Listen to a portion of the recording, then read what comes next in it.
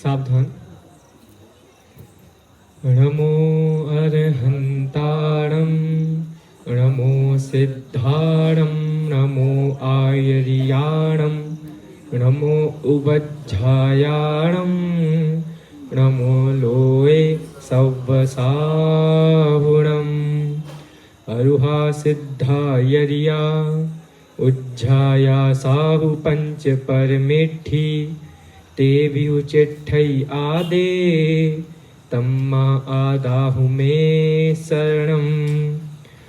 मोक्ष मार्ग के नेता एवं कर्म पर्वतों के भेदक और विश्व के सब तत्वों के गायक चेतन संवेदक सद्गुण आप समान प्राप्त हो यही भावना भाकर देव विनय पूर्वक करु वंदना बारंबार जिनेश्वर देव बारंबार जिनेश्वर देव। उत्तम क्षमा मार्दव आर्जव भाव है सत्य शौच संयम तप त्याग उपाव है आकिंचन ब्रह्मचर्य धर्म 10 सार हैं चौगति दुख ते काढ़ि मुक्ति करतार हैं।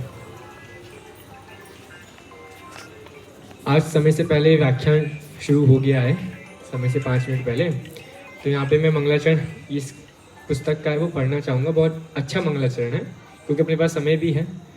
जो क्रोध मद माया अपावन लोभ रूप विभाव है उनके अभाव स्वभाव में उत्तम समाधि स्वभाव है उत्तम समाधि स्वभाव ही इस आत्मा के धर्म है सत्य शाश्वत ज्ञानमय निज धर्म शेष अधर्म है निज आत्मा में रमण संयम रमण ही तप त्याग है निज रमण आकिंचन है निज रमण परिग्रह त्याग है निज रमणता ब्रह्मचर्य है निज रमणता 10 धर्म है निज जानना पहचानना रमना धर्म का मर्म है अरहंत है 10 धर्म धारक सिद्ध है आचार्य हैं उबझाए हैं मुनिराज सर्व प्रसिद्ध है जो आत्मा को जानते पहचानते करते रमण वे धर्म धारक धर्म धन है उन्हें हम करते नमन। 10 लक्षण महापर्व पे हमारी चर्चा बहुत समय से हो रही है। चूँकि ये पर्व बहुत उत्तम पर्व है जो हमको औरों से भिन्न बताते हैं। हमें औरों से भिन्न बताने के बहुत सारे कारण हैं, जैसे हमारा आचार विचार, हमारा भोजन का जो मतलब भोजन संबंधी जो भी प्रकरण है वो, और तीसरा अहिंसा अनेकांत त्यागवाद। इतनी सारी विशेषताएं हैं जो हमको औरों से भिन्न बताती हैं। उनमें से एक विशेषता ये है पर्व भी हैं जो हमको औरों से भिन्न बताते हैं कि हम औरों से कैसे भिन्न दिख सकते हैं। हम दिखाना नहीं चाहते लेकिन हम सहज में औरों से भिन्न दिख जाते हैं। जैसे अन्य पर्वों की हम चर्चा करें तो उनमें राग रंग कोलाहल ज़्यादा है। यहाँ राग रंग कोलाहल का काम ही नहीं है, यहाँ तो शांति का काम है, आनंद का काम है। वहाँ अगर पर्व उसी का नाम है। पर्व शब्द की व्याख्या देखें तो पर्व मतलब होता है पर्व अर्थात मंगल काल, मंगल अवसर, जिसमें आत्मा को जानने का मौका मिलता है, जिसमें आराधनाएं विशेष रूप से होती हैं। आराधना 4 प्रकार की होती हैं: दर्शन आराधना, ज्ञान आराधना, चारित्र आराधना और तप आराधना। ये 4 आराधना कही जाती हैं और ये आराधनाएं इसी काल में मतलब इसी पर्वों के काल में संभव विशेष रूप से होती हैं। जैसे आप देखिए कोई भी समय आता है, अब आप देखिए कोई भी फल लीजिए, आम 12 महीने आता नहीं है, उसका भी एक समय निश्चित है, सेबों का भी एक समय निश्चित है, समझे आप। मतलब हर सब्जियों का, हर फलों का समय निश्चित है, उसी समय में आएंगे और तभी हमको खाने में आनंद आता है। तो देखो अभी भी आपको बाजार में आम मिल जाएगा, वो वाला आम नहीं होगा, मतलब नकली आम होगा, एक तरह से कहें पाल में पकाया हुआ आम होगा। लेकिन जो कार्य जिस समय होता है, जिस समय आने की उसकी योग्यता होती है, उसी समय में हो तो आनंद ही आनंद आता है। इसलिए पर्व बहुत ही महत्वपूर्ण पर्व हैं। मैं फिर से आपके सामने दोहराना चाहूँगा, क्योंकि हमने पहले दिन चर्चा की थी और मैं समझता हूँ बहुत से लोग भूल गए होंगे। पर्व दो प्रकार के होते हैं, एक त्रैकालिक पर्व और एक तात्कालिक पर्व। त्रैकालिक पर्व जो हमेशा से चले आ रहे हैं, जिनको कोई रोक नहीं सकता, ठीक है, ये स्वभाव है, नैसर्गिक, नेचुरल। और तात्कालिक पर्व ये दो प्रकार के, एक घटना संबंधी और एक व्यक्ति विशेष संबंधी। अब घटना संबंधी देखें तो शुद्ध पंचमी, रक्षाबंधन, अक्षय तृतीया, और इधर घटना संबंधी होगा व्यक्ति संबंधी महावीर जयंती, आदिनाथ जयंती, बहुत सारे आप बना सकते हैं। तो ऐसे बहुत सारे पर्व हैं। ये पर्व हमको एक ही उपदेश देते हैं कि जीव अपने स्वभाव को जाने, बस एक ही उपदेश देते हैं।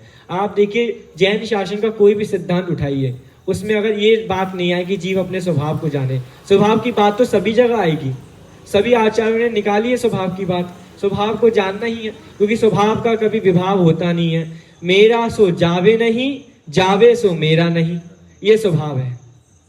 क्या बोला मैंने? मेरा सो जावे नहीं और जावे सो मेरा नहीं, ये स्वभाव है हमारा जीव का। ये असली धन है, ये रत्नत्रय है, ये है रत्न करंड शावकाचार, ये है समय सार, ये है मोक्ष मार्ग प्रकाशक। इसलिए स्वभाव को जानने की बहुत प्रेरणा आचार्यों ने दी है। चूंकि हम हर दिन चर्चा कर रहे हैं उत्तम क्षमा, उत्तम माधव, उत्तम आर्जव, उत्तम शौच, उत्तम सत्य और आज उत्तम संयम। ये उत्तम संयम बहुत बड़ा पर्व है। संयम की व्याख्याएं तो हर जगह मिलती हैं, संयम के गुणगान तो हर युग पुरुषों ने गाए हैं और हर युग पुरुष में संयम देखने को मिलता है। हम अपने आचार्यों से पूछे संयम किसे कहते हैं, आचार्य देव क्या उत्तर देंगे? पहले हम लोक भाषा जानते हैं, लोक भाषा में संयम किसे कहा जाता है? संयम मतलब कि हमारे साथ कोई भी कुछ भी व्यवहार करे हम सहज रहें। कोई गाली दे रहा सहज रहो, कोई हमारी प्रशंसा करे सहज रहो, ये लोक में संयम समझा जाता है। अब जैन आचार्यों से पूछा जाए, क्योंकि जैन आचार्य थोड़ा अलग सोचते हैं, अलग विचार करते हैं, तो उन्होंने बोला संयम किसे कहते हैं, तो धवला में लिखा। धवला मतलब आचार्य वीरसेन स्वामी की षटखंडागम लिखा था ना सबसे पहले, आचार्य भूतबली पुष्पदंत स्वामी ने, उसकी एक टीका है धवला, जो 72,000 श्लोक प्रमाण है, 72,000 श्लोक प्रमाण। उसमें लिखा संयम किसे कहा। बहुत सरल परिभाषा है, इतनी सी परिभाषा हमको याद हो जाएगी। संयमनम संयमः। क्या बोला मैंने? संयमनम संयमः, इतनी से परिभाषा है। संयमा तो याद है, और संयमनम संयमः। इस संयमनम क्या होता है कि स्वभाव को सभी ओर से हटाकर अपने में लगाना, उसका नाम संयम है। इतनी सी परिभाषा आचार्य देव ने समझाई। अब देखिए कहाँ पे समझाई? धवला में। संजीव जी भाई साहब बहुत अच्छा हमको मतलब बात बताते थे कि कहीं भी आप शास्त्र का अध्ययन करो, ठीक है, कुछ भी मतलब कोई भी स्वाध्याय करो, और कहीं भी स्वाध्याय में आपको धवला, मतलब धवल, जय धवल और महाधवल, इनका उदाहरण मिल गया ना, तो समझना सुप्रीम कोर्ट की बात है। आंख बंद करके विश्वास कर लेना, क्योंकि मूल ग्रंथ है, मूल परंपरा है। अब आप देखिए आजकल ये मूल कौन पढ़ता है? धवल, जय धवल, महाधवल कौन पढ़ता है? नहीं पढ़ते ना। अब ऐसा नहीं कह रहे कि इनमें ही अच्छी बात है, बाकी आचार्यों ने लिखी वो बेकार है, नहीं, वो तो उसी का सारांश है। लेकिन मूल आप देखिए भगवान महावीर मोक्ष चले गए, उसके बाद जितने भी आचार्य हुए अंगधारी, उसके बाद जो अंगों का अंश ज्ञान बचा, उस आंशिक ज्ञान जितना बचा था, जो भी बचा था, वो आचार्य देव ने षटखंडागम धवल, जय धवल, महाधवल में लिखा है। क्योंकि बहुत लोग नहीं जानते हैं, मेरे को विकल्प आ रहा है परिचय देने का, तो मैं परिचय देता हूँ। देखिए बहुत से लोग नहीं जानते हैं, बहुत से लोग बहुत सारी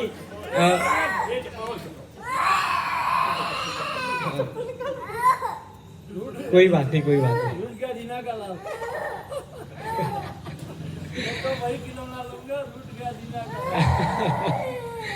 चलिए देखिए, आप लोग देखिए, हम सब की भी यही हालत रही है बचपन में। चलिए देखना, आप विचार करना। आप लोग भी नहीं जानते होंगे, मेरे को भरोसा है, मैं आपको बताता हूँ। थोड़ा परिचय समझना, क्योंकि मूल परिचय हम नहीं जानते ना, तो बहुत दुख होता है हमको। देखिए षटखंडागम कौन से आगम का ग्रंथ है, मतलब कौन से नियोग का ग्रंथ है, कर्णानियोग, ये सबको पता है। अब देखिए षटखंडागम पर टीका लिखी है, मतलब षटखंडागम एक ग्रंथ जिसमें 6 खंड हैं। अब खंडों के नाम बोलता आप समझ जाना, मतलब याद मत रखना। बंद, सामित्य, वक्गणा, वेदना, महाबंद। महाबंद आखिरी खंड का नाम है। और आप देखो धवल, जय धवल और महाधवल, थोड़ा समझना, देखो थोड़ा समझिए आपको, आप लोग धवल, जय धवल, महाधवल।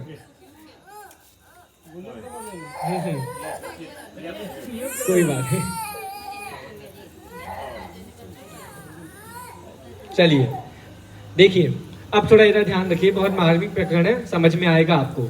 षटखंडागम आचार्य देव ने लिख दिया, उसके कम से कम आप मानिए षटखंडागम लिखा पहली शताब्दी में। कौन सी शताब्दी में? पहली। और धवला सबसे पहली टीका लिखी गई है, वो लिखी गई 10वीं शताब्दी में। कितना अंतर आ गया, 10वीं शताब्दी और पहली शताब्दी।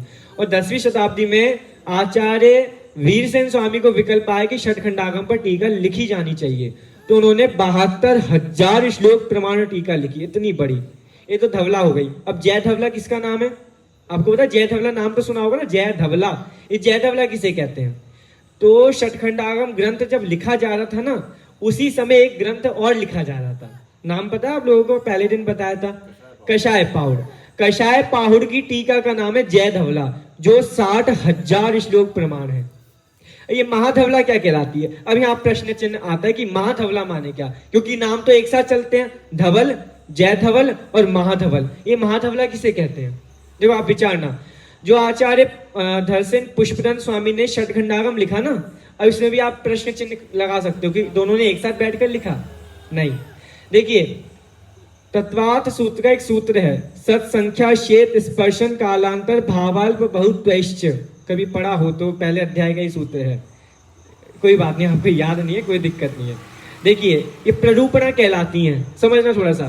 तो आचार्य पुष्पदन स्वामी ने 177 सूत्र लिखे बस। अब 177 सूत्र कितने होंगे? थोड़े से ही होंगे ना।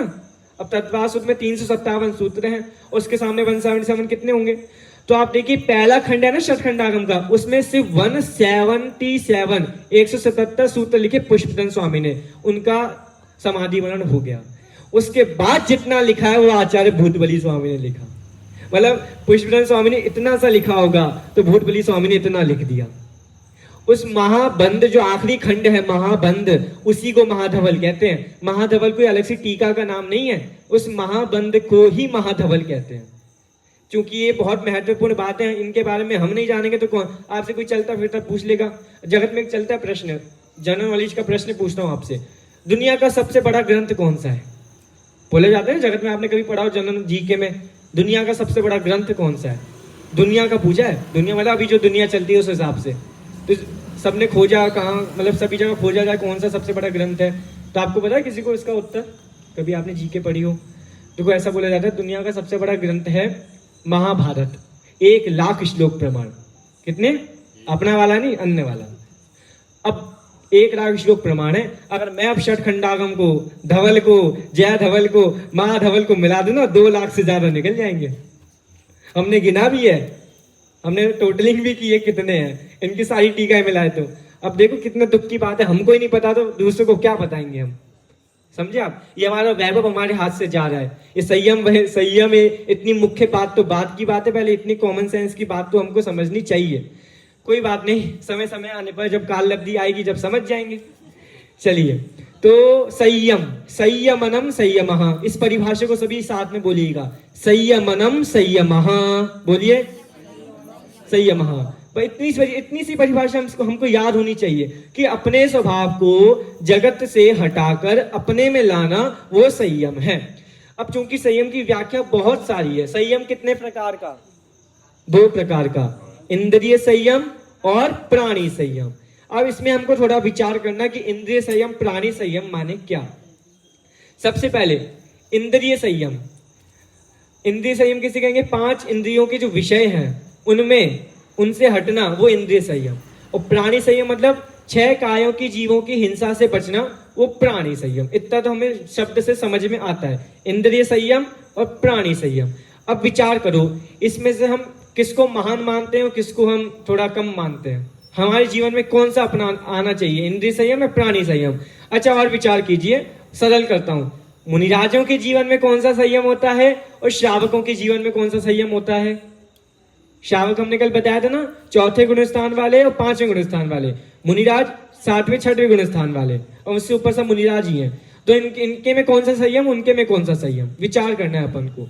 तो पहले श्रावकों पे चर्चा करते हैं। श्रावकों के लिए हम संयम बताएं तो जिसको पहली बार सम्यक दर्शन हो गया, मतलब सम्यक दर्शन तो हो चुका है, ठीक है, वो भले ही बाद में छूट गया हो, बाद में फिर से सम्यक दर्शन हो गया, सादी मिथ्या दृष्टि मतलब सादी वो मिथ्या दृष्टि जीव को फिर से सम्यक दर्शन हो गया। अब उसके जीवन में चौथे गुण स्थान वाला है, चौथे गुण स्थान का नाम क्या है? अविरत सम्यक्त, मतलब जिसके व्रत ही नहीं है। अब जिसके व्रत ही नहीं है वो 6 काय के जीवों की हिंसा से कैसे बचेगा? तो यहाँ ये वाला संयम तो घटेगा ही नहीं चौथे गुण स्थान में। अब बचा कौन सा? इंद्रिय संयम। अब इंद्रिय संयम में भी उसमें विचार करो तो चौथे गुण स्थान वाला जीव आपको धंधे में लगा हुआ मिलेगा।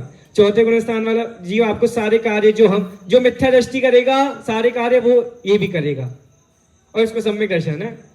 कौन कहेगा कि वो सम्यक दृष्टि है? क्योंकि दोनों के कार्य सेम। देखो, इसके लिए ऐसा उदाहरण आता है, जंगल में जाओ, जंगल में दो, एक मिथ्या दृष्टि, एक सम्यक दृष्टि। जंगल में जा रहे हैं, सामने से शेर आ गया, सुनना ध्यान से, सामने से शेर आ गया। अब क्या करेंगे दोनों? एक तो मिथ्या दृष्टि था, नमो अरिहंताण नमो सिद्धाण नमो अजय नमो जय नमो लो सब वैसा, उसका काम हो गया। और सम्यक दृष्टि क्या करेगा? ठीक है भैया, समय आ गया है, जो होगा सो होगा, ऐसा होगा। ऐसे एक अपेक्षा हमारे मन में ये आती है नाम सुनकर, मिथ्या दृष्टि और सम्यक दृष्टि।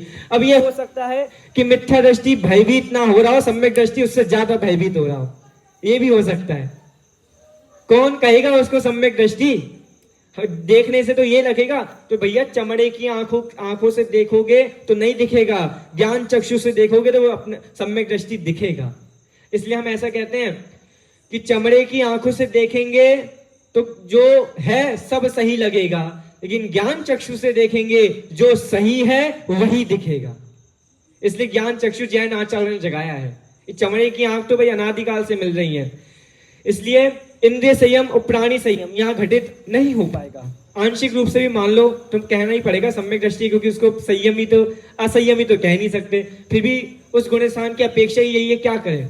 अब आप पांचवें गुण स्थान में, पांचवें गुण स्थान में अब क्या है? पांचवें गुण स्थान में सम्यक दर्शन तो पहले ही प्रकट हो गया, अब 2 कषाय चौकड़ी का अभाव हो गया पांचवें गुण स्थान में। क्योंकि मैंने कल कहा था 11 प्रतिमाओं के नाम, प्रतिमा शब्द तो सुना है ना, प्रतिमा ये वाली प्रतिमा नहीं, 11 ऐसा सुना होगा ना आप लोगों ने बहुत बार, ये इतनी प्रतिमाधारी है, ये इतनी प्रतिमाधारी है, ऐसा हमने बहुत बार सुना होगा। ये पांचवी प्रतिमाधारी है, ये दूसरी प्रतिमाधारी है। तो भैया इसका भी अलग व्याख्यान है। इसका अगर देखो, हम नाटक समय साहब पढ़ रहे हैं सुबह भी और शाम को भी पुण्य पाप इससे देख रहे हैं। इन्हीं बनारसी दास जी ने 14 गुण स्थानों में एक प्रतिमा का वर्णन भी किया है। प्रतिमा, एक प्रतिमा समझाइए, एक प्रतिमा। अब लोग प्रतिमा के बारे में नहीं जानते, हम तो 5वीं प्रतिमाधारी हैं, 6वीं प्रतिमाधारी हैं। अब सम्यक दर्शन है आपको होगा, मतलब पहले सम्यक दर्शन होना चाहिए, उसके बाद प्रतिमाएं होती हैं। अब सम्यक दर्शन ही नहीं है तो प्रतिमा लेके हम करेंगे क्या? तो भैया 5वें गुण स्थान में संयम घटाएं, इसमें क्या करेंगे? इंद्रिय संयम, प्राणी संयम। अब इसमें व्रत होंगे, क्योंकि देखो दर्शन प्रतिमा ना सम्यक दर्शन, व्रत प्रतिमा, इसमें पूरे आपके श्रावकों के 12 मूल गुण आ गए, मतलब 12 व्रत आ गए, 8 मूल गुण आ गए, सब आ गए इसमें, तो व्रत इसमें हो रहे हैं। तो यहाँ पे इंद्रिय संयम तो प्राणी संयम घटेगा। चूंकि गृहस्थ है वो पूर्ण हिंसा से तो बच ही नहीं सकता, हिंसा तो होगी। हम क्या जैनाचार्य कह रहे हैं, गृहस्थ हो ना 5वें गुण स्थान वाले, तो आपकी हिंसा तो नियम से होगी, आप पूर्ण हिंसा से तो बच ही नहीं सकते। तो इससे हम छल ग्रहण करके हिंसा करें क्या? क्योंकि हम तो हिंसा से बच ही नहीं सकते। आप हिंसा कम कर सकते हो, हिंसा से बच तो नहीं सकते, हिंसा कम कर सकते हो। अग्नि एक ही बार जलाओ, समझे आप? अग्नि एक ही बार जलाओ, ज्यादा चलो नहीं, ज्यादा बोलो नहीं, कम बोलो, सबसे बढ़िया। इतनी हिंसा से हम बच सकते हैं। अब हम विचार करें हमारे घर में हम कितने हिंसा हर दिन करते हैं। अच्छा, मैं आपसे पूछता हूं, सबसे बड़ा हिंसक दुनिया में कौन है? विचार करो, थोड़ा विचार करना, मूल अध्यात्म में से निकालते हैं। सबसे बड़ा हिंसक दुनिया में कौन है? विचार कीजिए।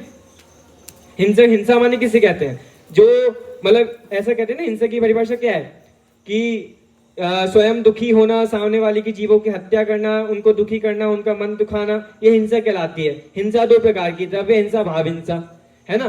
तो सबसे बड़ा हिंसक कौन है? अब शास्त्रों में पूछा जाए ना, तो सबसे बड़ा हिंसक है, हिंसक का मतलब सबसे बड़ा, अगर सबसे ज्यादा हिंसा किसी को होती है तो अरिहंत परमेष्टि को होती है। क्या बोला मैंने?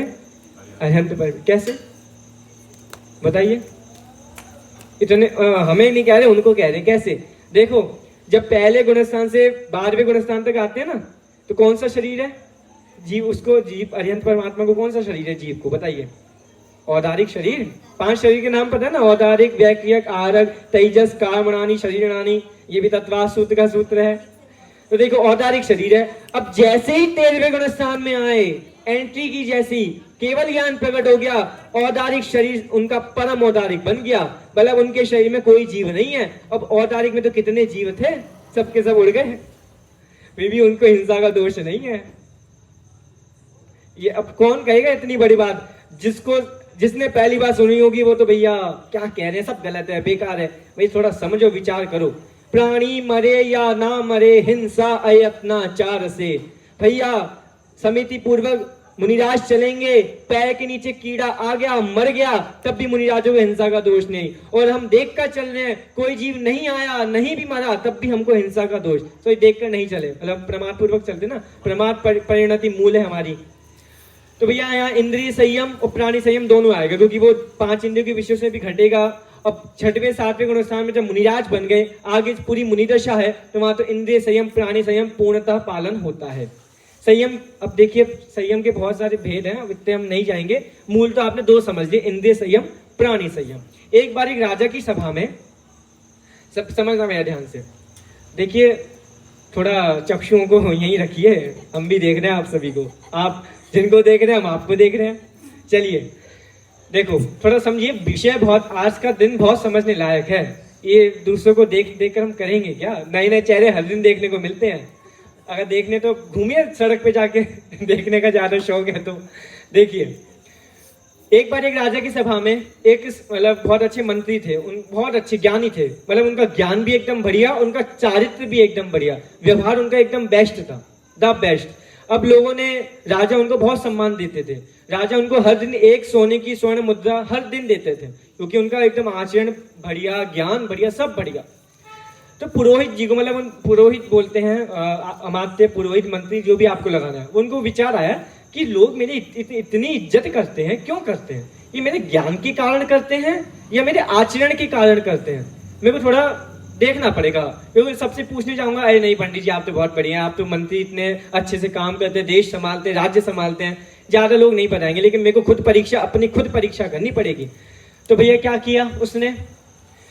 मंत्री ने किया कि हर दिन राजा 1-1 स्वर्ण मुद्रा, मतलब उसको देता था ना, वो एक थाली भर के रखता था, आप उठा लो हर दिन। तो मंत्री ने अगले दिन से 1 उठाई, फिर अगले दिन 2 उठा ली, फिर 3 उठा ली, फिर 4 उठा ली। नियम था 1-1 लेना है। वो 2, 3, 4, 5, 6, 7 संख्या बढ़ाता गया। देख लिया सैनिकों ने, ये क्या कर रहे हैं। तो जैसे ही उसने अगले दिन 2 उठाई ना, वो राजा को थोड़ा, उस सैनिक को थोड़ा, क्या कर रहे हैं, इतने बड़े हैं, इतनी इज्जत देते हैं, इतने ज्ञानी जीव हैं। तो भैया राजा के पास गए, वो उन्होंने ऐसा ऐसा किया था। अच्छा, राजा ने कहा गलती हो गई होगी, ध्यान से देखो, तुम्हारी आंखें ही, तुम बूढ़े हो गए हो, थोड़ा तुम्हारी आंखों पे देखो, वो उनसे ऐसी गलती नहीं हो सकती। राजा ने देखा, अच्छा आप अगले दिन देखना। राजा ने देखा 3 उठा ली उन्होंने। राजा ने देखा 4 उठा ली। राजा ने कहा आप चोरी करते हैं। राजा ने कहा सैनिकों पकड़ लो इनको, सैनिकों पकड़ लो। सैनिकों को कहते पकड़ लिया जाए इनको। तो राजा ने कहा बताइए, आप इतने ज्ञानी हैं, आपने इतना कार्य शासन के लिए किया है, आपको क्या सजा मिलनी चाहिए? उस मंत्री ने कहा जो चोरों को सजा दी जाती है वही सजा मेरे को मिलनी चाहिए। अच्छा ठीक है, तो चोरों को हम यही सजा देते हैं, उनके हाथ हटा दो, कटवा दो उनके दोनों हाथ। कहा मेरे को भी यही दे दो। वो हंस रहे थे। और तुम हंस क्यों रहे हो? अरे उन्होंने कहा मैं अपनी परीक्षा ले आया था राजन, मेरे को पता लग गया कि ज्ञान बहुत हो लेकिन चारित्र अगर गलत हो तो ज्ञान कोई मायने नहीं रखता। इसलिए लिखा है सम्यक दर्शन ज्ञान चारित्राणि मोक्ष मार्ग।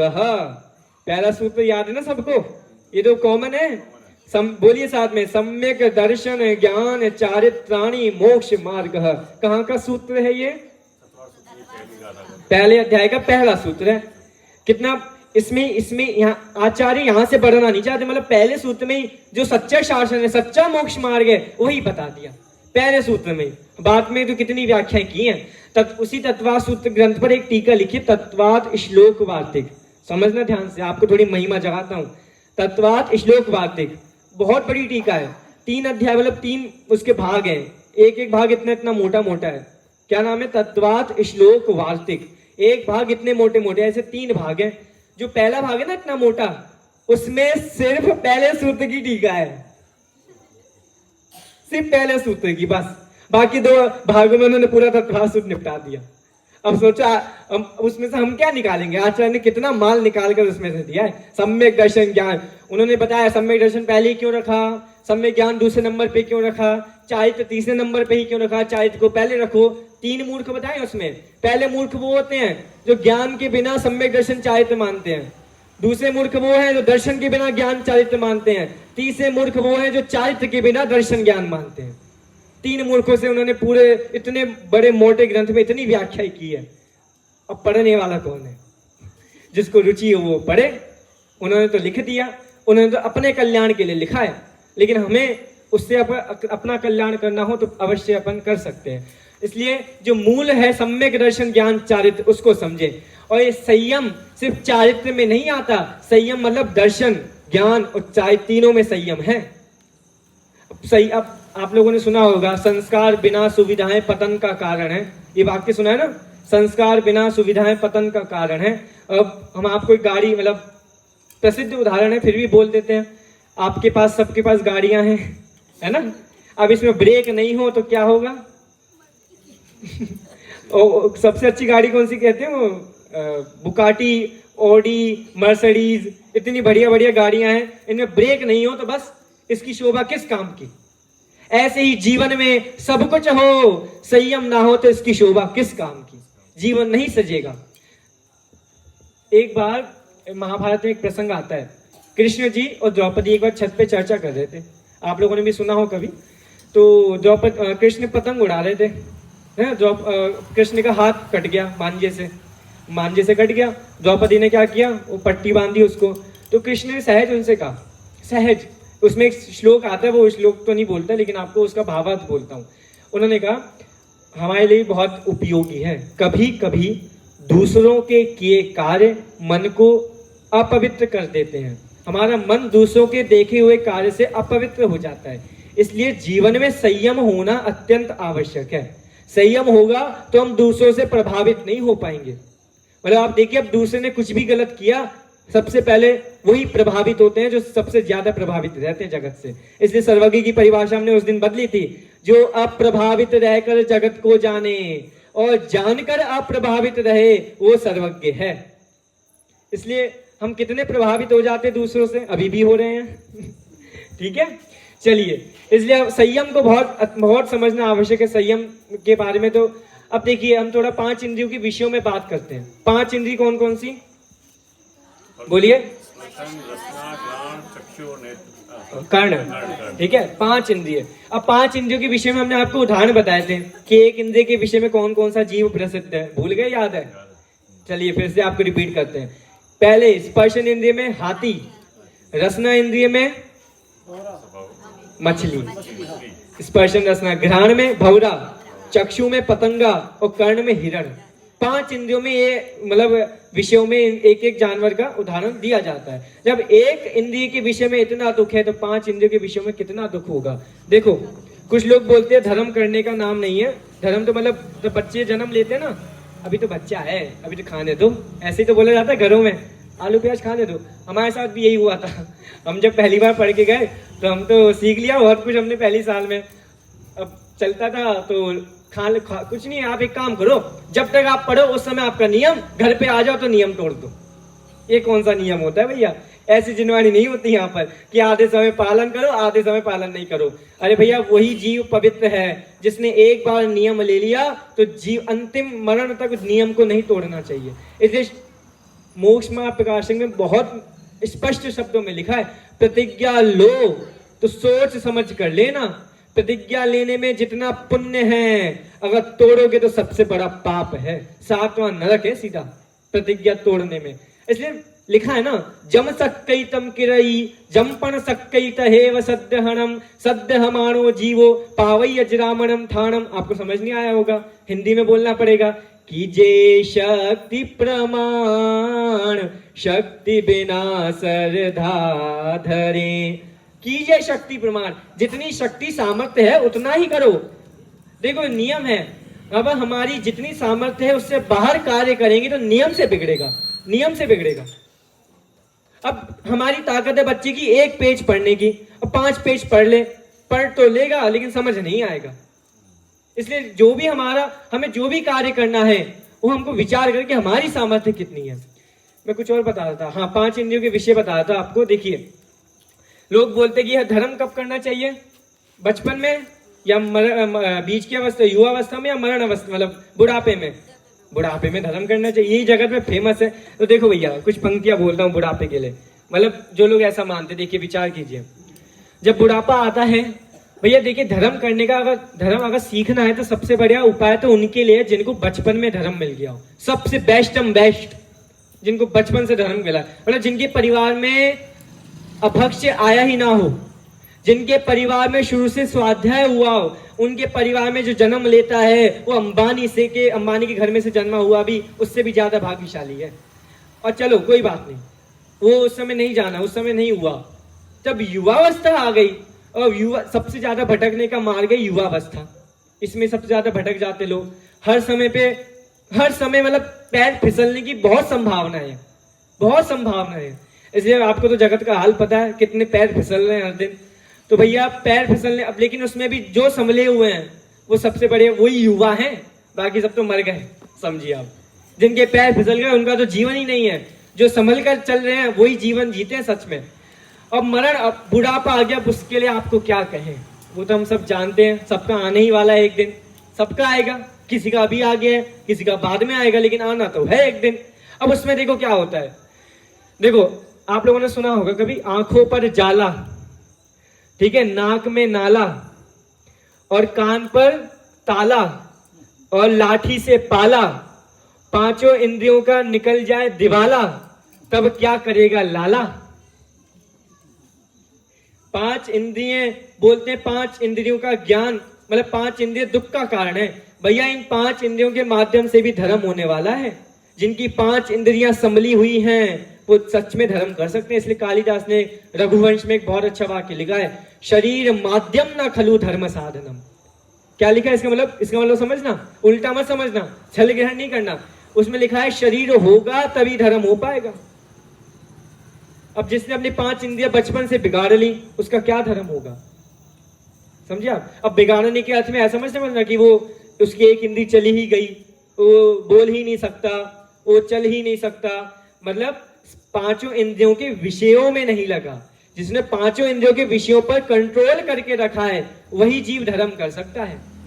इसलिए 5 इंद्रियों के विषयों के बारे में क्या कहें, कितने जगत में कितना गलत कार्य चल रहा है। देखिए ध्यानाचार्य जी की पूजन आप सभी ने सुबह की है, उसकी पंक्तियां बोलते हैं, काय छयो प्रतिपाल पंचेंद्रिय मन वश करो। 2 प्रकार के संयम आ गए, इंद्रिय संयम, प्राणी संयम, समझाने की आवश्यकता नहीं है। अगली पंक्तियां देखिए, आगे याद है आप सभी को, इसके आगे नहीं याद, कोई बात नहीं, कोई दिक्कत नहीं है। चलिए मैं आपको कुछ और बताना चाहता था इसमें, चलो हाँ मिल गई मेरे को पंक्ति। चल देखिए, ये तो समझ लिया आपने, उसके बाद की पंक्तियां देखिए, जिस बिना नहीं जिन राज सीझे तुरुल्यो जग कीच में, एक घड़ी मत विसरो करो नित आयु जम मुख बीच में। आयु बीच में पड़ी हुई है, अगर जिसके बिना जिनराज नहीं सीझे तो हम कैसे सीझेंगे। इसलिए एक पंक्ति आती ना, एक भजन की पंक्ति है, अभी संजीव जी उस्मानपुर वाले हैं ना, उन्होंने भजन लिखा है, याद करके आया था। अब देखिए शैवोपम ज्ञान की विशेषता है कि इतना हम समझ कर आते हैं लेकिन आपको कितना दे पाते हैं। आपको मतलब पढ़ के हम बहुत आते हैं मतलब बहुत पढ़ते हैं, लेकिन अब थोड़ा सा यही वही बात हो गई कि तीर्थंकर भगवान ने दिव्य ध्वनि में जो आया उसका अनंतवा भाग गणधरों ने झेला, उसका अनंतवा भाग द्वादशांग के ज्ञानियों ने झेला, उसके अनंत के अनंत के अनंत के भाग हमने झेला। समझे आप कितनी अगाध जिनवाणी है, हम कितना सा जानते हैं, लेकिन जो जानते उसको तो जाने अच्छे से, उससे ही कल्याण हो जाएगा। तो आप बताइए कुंद स्वामी को द्वादशांग का ज्ञान था क्या? नहीं था ना, तो वो महान नहीं बने? कितने महान बन गए। वीरसेन स्वामी को द्वादशांग का ज्ञान था क्या? नहीं था। तोड़ेमल जी को द्वादशांग का ज्ञान था? नहीं था। जितना ज्ञान था उसमें ही संतुष्ट रहे, उससे ही उन्होंने अपना कल्याण कर लिया। अब कोई ज्यादा लगा रहे हमें सीखना है, पढ़ते जाओ, क्या करें। इसलिए देखो, जिसके बिना जिनराज नहीं सीजे, वो प्रसंग याद होगा, पंच कल्याणक का प्रसिद्ध प्रसंग है, तप कल्याणक में आता है, पालकी उठाने वाला। याद आ गया सबको, पीछे वालों को पालकी, ये पालकी उठाने वाला। उससे पालकी नहीं उठानी हमको सीखना है कि संयम इस यहीं पर है मनुष्य गति में। देवों को भी संयम का अमृत नहीं मिलता। अब बहुत से लोग विचार करते हैं, अब विषय तो पुण्य पाप का आने वाला है, यहीं से शुरू कर देते हैं। देखो बहुत से लोग विचार करते हैं नरक तो किसी को पसंद नहीं है, स्वर्ग पसंद है ना। स्वर्ग कितने प्रकार के? 16 प्रकार के। 16 प्रकार के स्वर्ग होते हैं। उसके ऊपर भी हैं, कौन कौन से हैं? 9 ग्रैव्यक, 9 ग्रैव्यक, 9 अनुदेश और 5 अनुत्तर, ये भी स्वर्ग है ऊपर।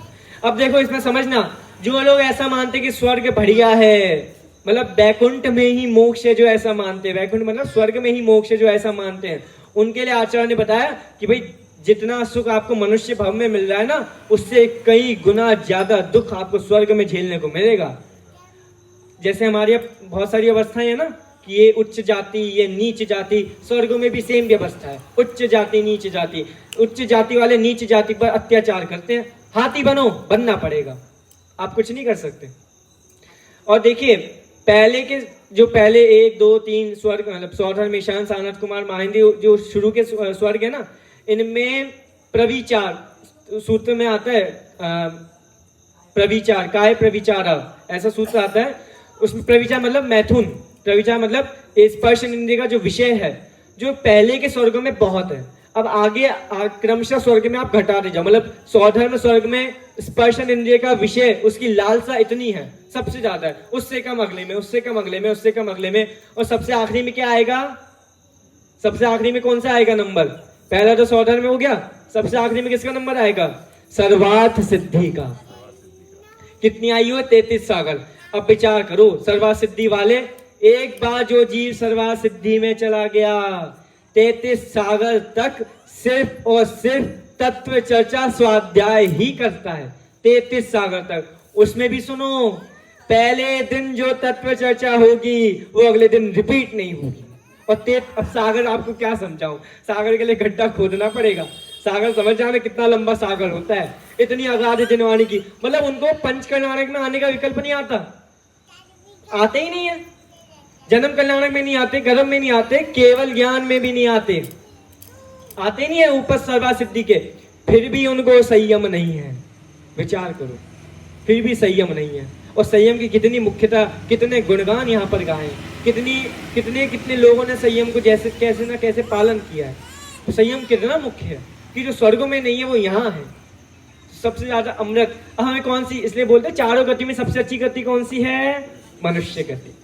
क्यों बोलते हैं कि यहाँ से मुनि बन सकते हैं? सही बात है, संयम यही पालन कर सकते हैं। वहां तो संयम है नहीं, नरक गति का काम, ये तेज गति की हालत हमको पता है क्या हो रहा है सब जगह।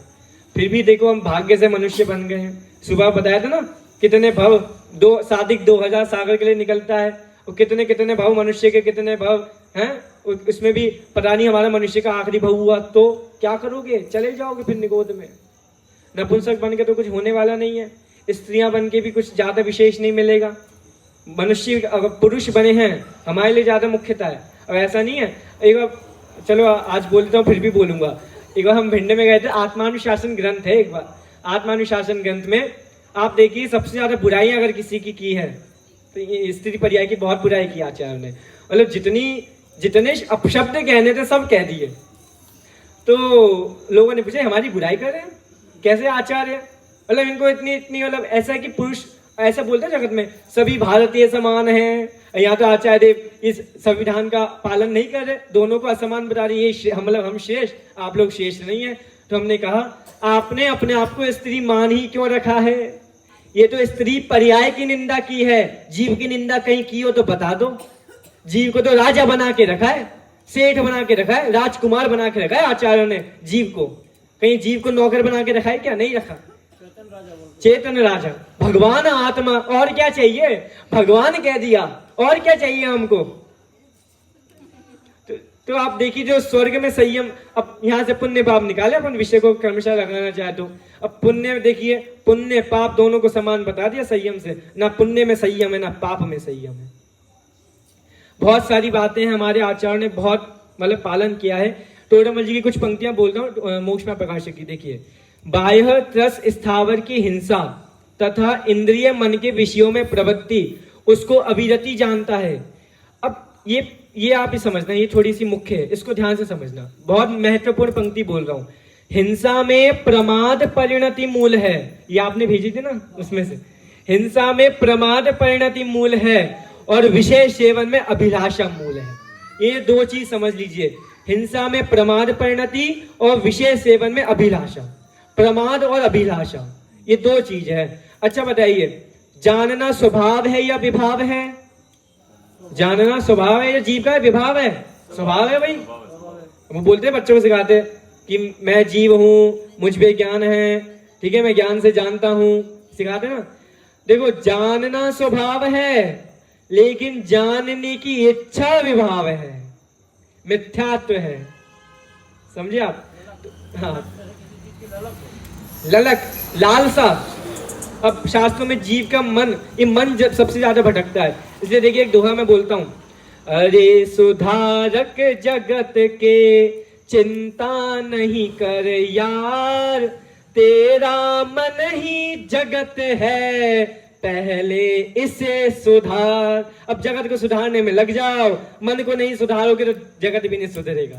मन सुधर गया तो जगत सुधर गया, क्योंकि मन ही जगत है। एक जगत तो ये चलता है, एक जगत हमारा मन में चलता है। कल्पनाएं, कितनी कल्पनाएं हम हर दिन करते हैं। अगर मैं ये हो जाता तो, पता नहीं कैसी पढ़ाई हो गई है, अगर मैं प्रधानमंत्री हो जाता तो इस पर निबंध लिखो।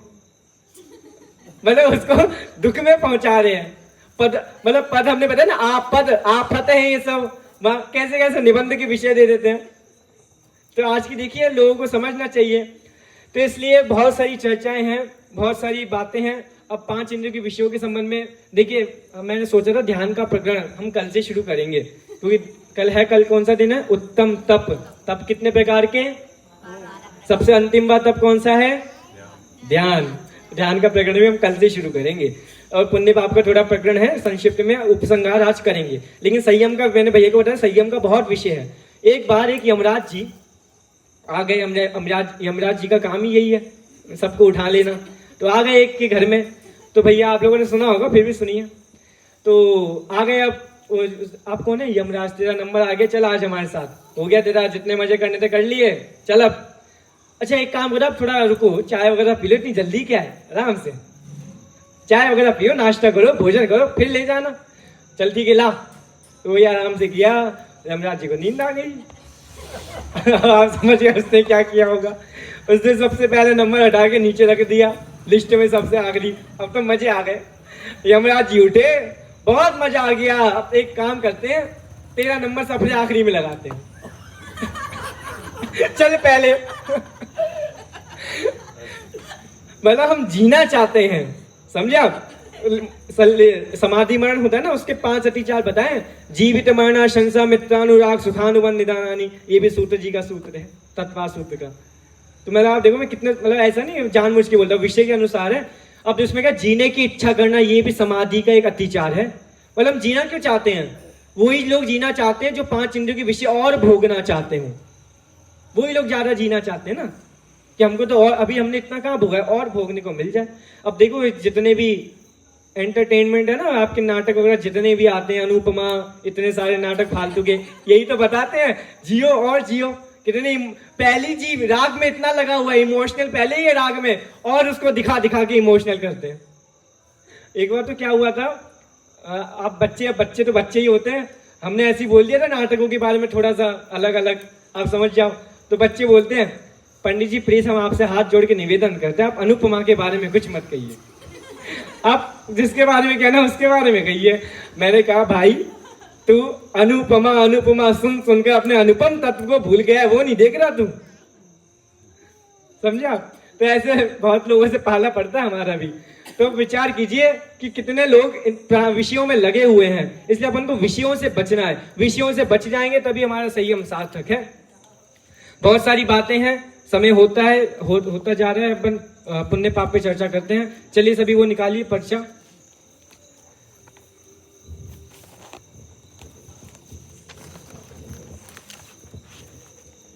हाँ, पाठ पहले उसके छंद से पाठ कीजिए।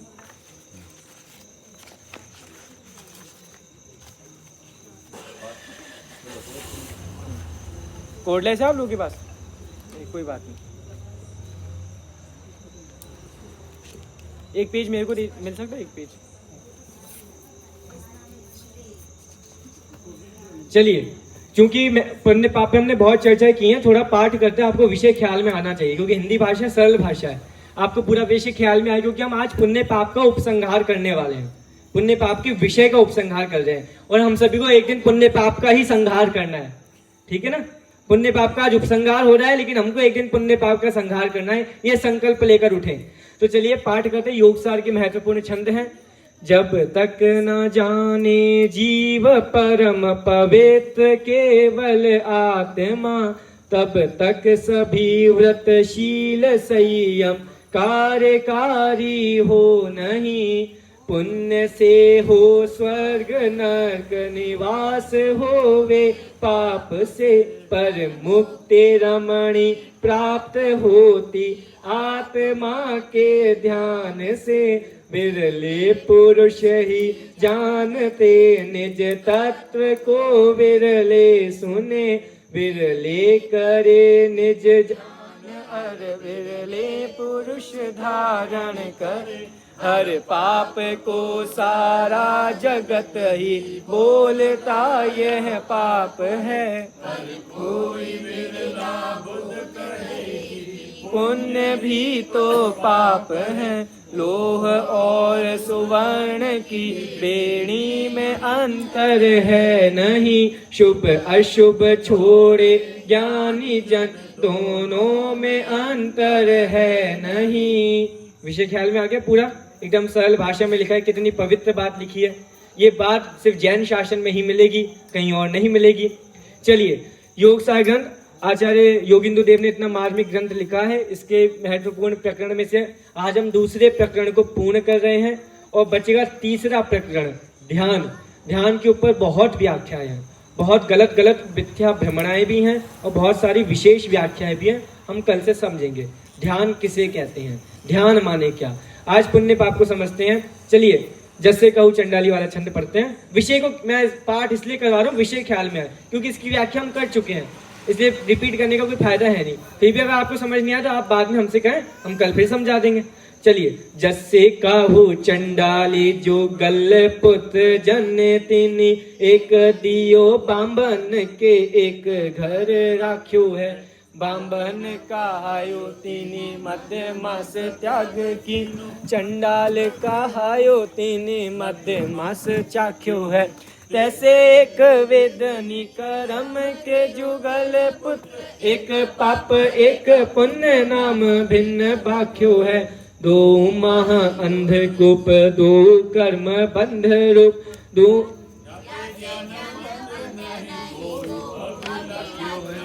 हाँ जी, बहुत बढ़िया। वो एक पंक्ति दोनों में सेम लिखी आ गया छंदों में, इसलिए मैं कंफ्यूज हो गया। चलिए, इतना विषय आपको ख्याल में आ गया होगा कि भाई उन्होंने बता दिया कि दोनों पुण्य पाप है तो कर्म, पीछे वालों, पुण्य पाप है तो कर्म, और कर्म नियम से दुख ही देंगे। तो हमें पुण्य भी नहीं चाहिए, हमको पाप भी नहीं चाहिए। तो स्वच्छंद वाले स्वच्छंद हो जाएं, हम तो मंदिर आना छोड़ दो, पूजन करना छोड़ दो, हैं उपवास करना छोड़ दो, स्वाध्याय करना छोड़ दो, क्योंकि सब पुण्य है। तो भैया स्वच्छंदी मत बनो, जब तक शुद्ध भाव का अनुभव नहीं होगा, जब तक आप शुद्ध भाव के जज नहीं बन जाओ, जब तक पुण्य को अपना लो। लेकिन पुण्य को अपनाते अपनाते समझते जाओ कि ये गलत है। ज्ञानी जीव यही समझते हैं कि गलत है, गलत है, गलत है। ये जाप होती है, अपन जाप देते हैं, जाप जाप देते ना, एक जाप होती है, आपने कभी देखना, अजप्पा, अजप्पा जाप बोलते हैं उसको, अजप्पा जाप। क्या बोलते हैं? अजप्पा जाप। उसमें पता है क्या होता है? वो जीव जाप दे रहा है, जाप मतलब जो मंत्र उसको बोलना है बोल रहा है। अब जाप दे रहा है, वो भी कर दूं, ये भी कर दूं, उसकी जाप चल रही है, जाप चल रही है, ये भी करो वो भी करो, घर के सारे काम देख रहा है, कोने में बैठा है, जाप चल रही है, बहू ये बनाना, वो करना, बेटा ये करना, वो लिया सब्जी दुकान से, सारे काम से, उसको अजप्पा जाप बोला जाता है। अजब अजब जाप है ये, अजब अजब्बा जाप बोला जाता है उसको जगत में। मेरे को लगा आप लोगों ने सुना होगा। चलिए, इससे देखो, इससे बस ये बताना चाहते हैं कि ज्ञानी जीवों के जीवन में बहुत परिणाम आते हैं, लेकिन जो परिणति है, देखो दो भाव बोलता है, एक शुद्ध भाव और एक शुद्ध परिणति, बहुत अंतर है दोनों में। क्या बोला मैंने? अब नेत्रों को जरा इधर रखो, थोड़ा समय बचा है, फिर आप देखते रहिएगा। शुद्ध भाव और शुद्ध परिणति बहुत महत्वपूर्ण विषय है, बाहर जाओगे झगड़े मिलेंगे इसके में, कि शुद्ध भाव धारण करिए और शुद्ध परिणति। देखो आपको संक्षिप्त में समझाता हूँ, बहुत झगड़े हुए इसके, बहुत अदालत में गए इसके लिए, अदालत में, आपको पता नहीं, थोड़ा इतिहास खोल के देखो, इस चीज के लिए अदालत में बहस हुई है, शुद्ध भाव है या शुद्ध परिणति। कोई कहता है शुद्ध भाव, कोई कहता है शुद्ध परिणति, क्या है? तो देखो भैया, ज्ञानी, थोड़ा संक्षेप में बता रहा हूं, ज्ञानी जनों के जीवन में वो शुद्ध भाव को धारण करेंगे, ठीक है, शुद्ध भाव को। इससे और आप और सरल समझो कि देखो 7वां गुण स्थान है, मुनिराज बन गए, उनके शुद्ध भाव है। अब वो 6वें गुण स्थान में आ गए, क्योंकि 6वें गुण स्थान में आत्मानुभव होता नहीं है, तो उनको शुद्ध भाव छूट गया, शुद्ध भाव छूट गया, लेकिन शुद्ध परिणति बनी रही। अब मुनिराज आहार करते समय भी शुद्ध परिणति उनके है, मुनिराज बात कर रहे हैं, उपदेश दे रहे तब भी शुद्ध परिणति है, मुनिराज ग्रंथ लिख रहे हैं तब भी शुद्ध परिणति है, 28 मूल गुण का पालन कर रहे हैं तब भी शुद्ध परिणति है। इतना सा सारांश है इस पूरे खेल का। हाँ, परिणति अंदर में चलती रहती है निरंतर। ऐसी ज्ञानी जीवों के जीवन में परिणति नियम से, यदि वो अजप्पा जाप चलती रहती है ना, चलती रहती है, ऐसी वो परिणति उनके जीवन में चलती रहती है, झूठी नहीं होती वो परिणति, सच्ची होती है। महत्वपूर्ण विषय आपको आज समझा दिया। इसका एक उदाहरण देते हैं, तो रहस्यपूर्ण चिट्ठी में वो उसका क्या कहते हैं,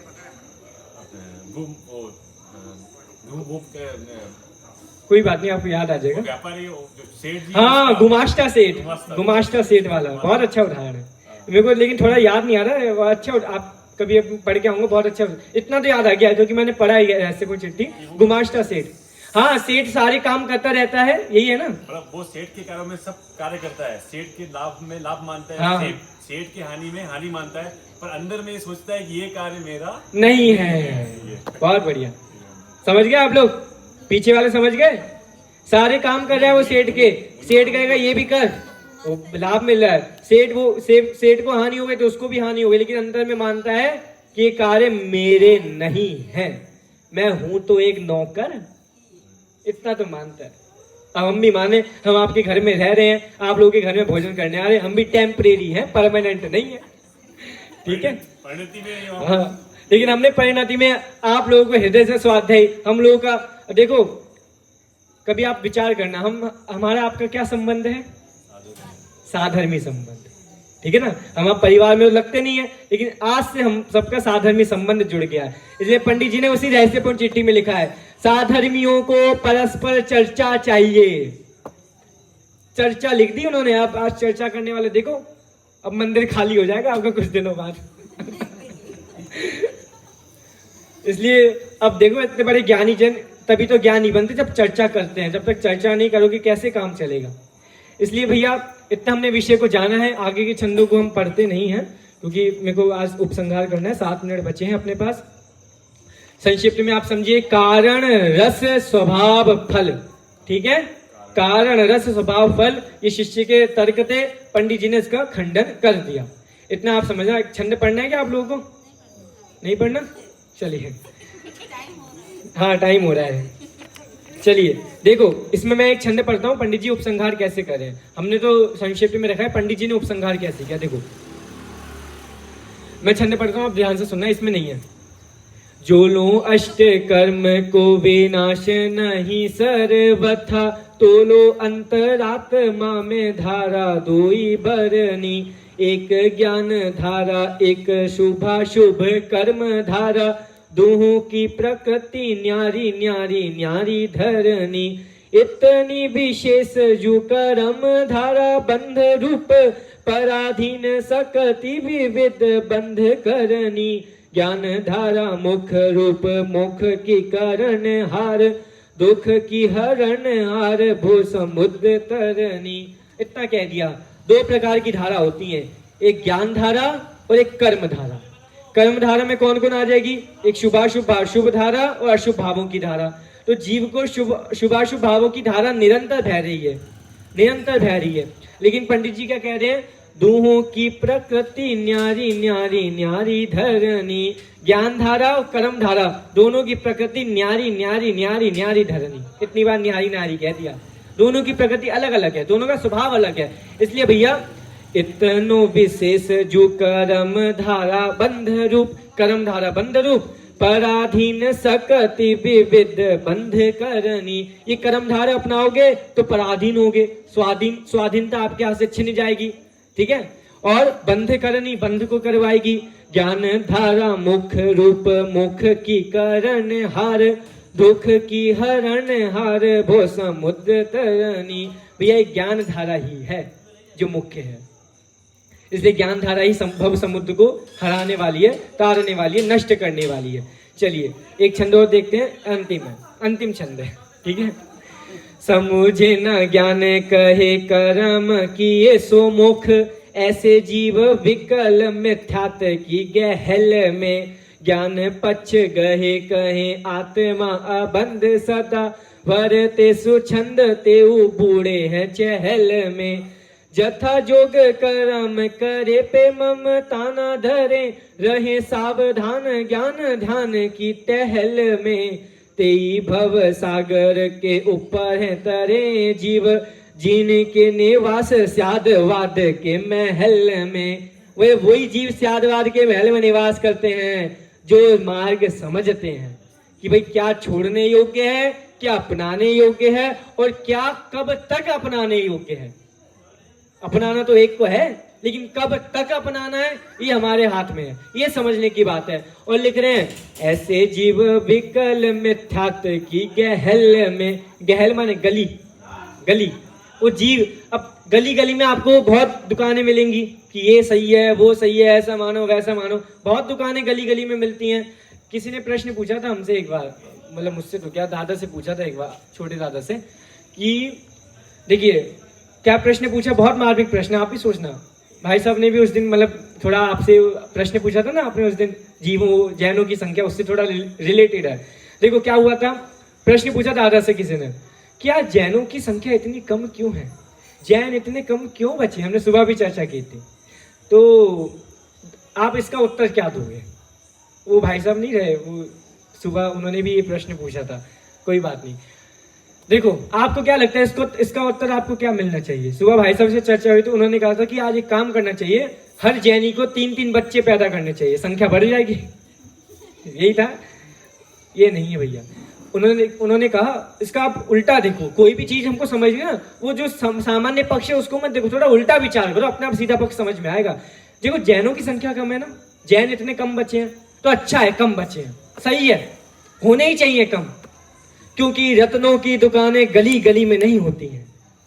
रत्नों की दुकानें बहुत जगह होती, मतलब बहुत ही कम जगह होती हैं। हर खदान में से रत्न नहीं निकलते, हीरा हर खदान में से नहीं निकलता, बहुत ही विशेष खदानें होती है जहां में से जिसमें से हीरा निकलता है। अच्छा है कम हो रही है तो होने दो, अच्छी बात है, कम से कम इससे हमें दुर्लभता तो समझ में आएगी। क्योंकि अगर जो चीज ज्यादा होगी उसकी दुर्लभता समझ में नहीं आती, जब जो चीज कम होती जाएगी उसकी दुर्लभता ज्यादा समझ में आती है। इसलिए ऐसे विषय बहुत हैं जैन शासन के कि जो हमको समझने योग्य हैं कि भाई क्या सही है। क्योंकि भैया झगड़े बहुत सारे हैं, हम कौन कौन से झगड़े सुधारेंगे। हमें झगड़े सुधारने का काम नहीं है, खुद की बुद्धि को सुधारना चाहिए। इसलिए हम थोड़ा समझें कि क्या विषय उत्तम है, क्या विषय नहीं समझने योग्य है। बहुत सारे विषय हैं, ये तो एक पुण्य पाप एक झगड़ा है, उस शुद्ध परिणति शुद्ध भाव वाला एक झगड़ा है। आपको बहुत झगड़े मिलेंगे। समाधि मारने वाला केस हुआ था ना, आपको याद हो तो, समझ गए ना, कितने झगड़े हैं। संलेखना वाला आत्महत्या, यही था ना केस वो, मतलब कितने झगड़े हैं। इसमें भी एक झगड़ा है कि भारत नाम कैसे पड़ा, भारत नाम कैसे पड़ा, ये तो सबको पता है। इसके पीछे भी कहानी है। मैंने आपको सुबह की पाठ योजना बताई है ना, हम 2 या 3 मतलब 2 दिन में शादवाद अधिकार को पूर्ण करने वाले हैं। उसके बाद हमारा एक विषय आएगा जैन दर्शन की विशेषताएं। उससे पहले, ये तो आखिरी दिन होगा, उससे पहले होगा सर्वज्ञ सिद्धि। समझना है कि नहीं समझना आप लोगों को? सर्वज्ञ सिद्धि समझेंगे उत्तम आकिंचन धर्म के दिवस पर, और उत्तम ब्रह्मचर्य धर्म के दिवस पर समझेंगे जैन दर्शन की विशेषताएं। ऐसी विशेषताएं आपको मैं बताने का प्रयास करूंगा जो आप लोगों ने नहीं सुनी होगी। इससे आपको थोड़ी धर्म की महिमा आएगी। धर्म की महिमा नहीं लानी मेरे को, जैन दर्शन की महिमा लानी है। उस समय बताऊंगा कि धर्म और दर्शन में क्या अंतर है। आपको एक होमवर्क दे देता हूं, समझना। कोई बताया तो मेरे को बहुत खुशी होगी। धर्म और दर्शन में क्या अंतर है, हम तो उस दिन चर्चा करेंगे धर्म दर्शन में क्या अंतर है। और शाम के तो अभी योग सर हमारा पूर्ण होगा, मतलब अंतिम दिन तक हम प्रयास करेंगे। ध्यान का प्रकरण 2-3 दिन का विषय है। अभी जो छोटे छोटे प्रकरण है उनको पूर्ण करेंगे, और जो हमारे धर्म के दिवस पर चर्चा चल रही है वो तो हमारी लगातार चलती रहेगी। इसलिए हम सभी शांति से चर्चा को समझे और चर्चा को समझकर चर्या में अपनाएं और आत्मानुभव करें। इसी पवित्र भावना से आज की बात को विराम देते हैं। अस्तु। ओम नमः सिद्धेभ्यः।